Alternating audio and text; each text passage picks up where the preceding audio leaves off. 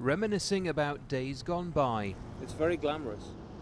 It was wonderful. When we walked home back through the streets of Paris in the middle of the night, it was fun.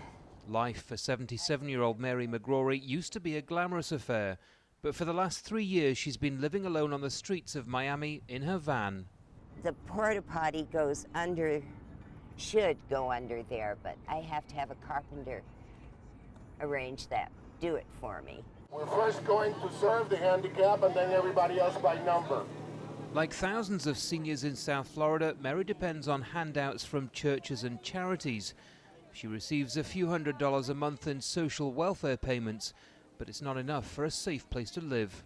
I sold my house because I couldn't pay the taxes, pay the gardener, pay everything. My mother did.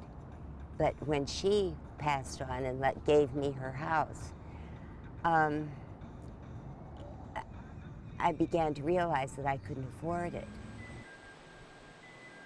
At one of Florida's biggest food banks, the problems of North America's elderly population are all too familiar. You have to pay your rent, you have to pay your medical bills, you have to pay your utilities, and somehow, some way, you have to put food on the table.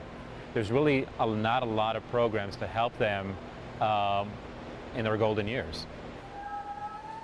It's thought that about 1 in 7 seniors in the United States struggles on a daily basis, but getting hold of food isn't their only challenge.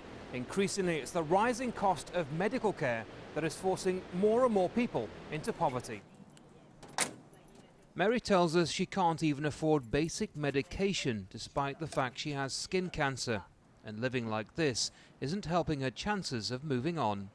I want to get into an apartment, but a friend of mine pointed out to me that if I have to be decontaminated, and my dog, before we even go in the apartment. All of my stuff has to be de-ticked. Mary faces an uneasy future, but it's one that many in her generation are now being forced to deal with.